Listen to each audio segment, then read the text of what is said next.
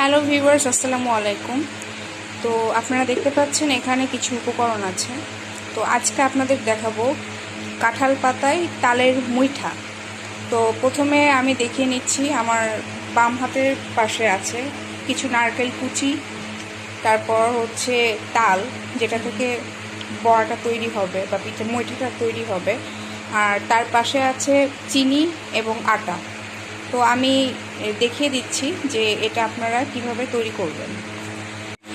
আচ্ছা, তো নারকেল কুচির ভেতরে আমি পরিমাণ মতো লবণ দিচ্ছি।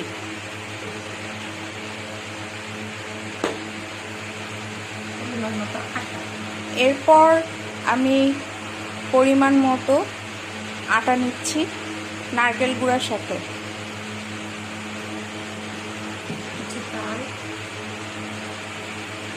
তারপর বোলে যে তালটা রাখা ছিল প্রসেসিং করা, আমি সেই তালটা এই আটা এবং নারকেল মিক্সডের সাথে পরিমাণ মতো ঢেলে নিলাম।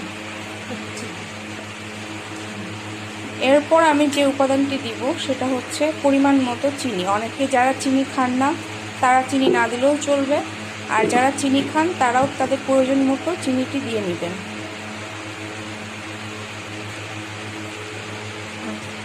গাইস, আমাদের অঞ্চলের এই রেসিপিটি খুবই জনপ্রিয়। তো আমি দেখিয়ে নিচ্ছি যে এই মুইঠার শেপটা কেমন হয়ে আসবে।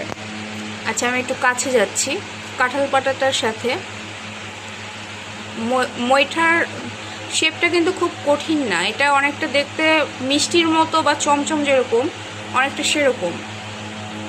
আচ্ছা, এবার আপনি দেখে নিন একটু মনোযোগ সহকারে। কাঁঠালের পাতা দিয়ে মুড়ে, আচ্ছা, সুতাটা বের করে এবার এটাকে খুব আলতোভাবে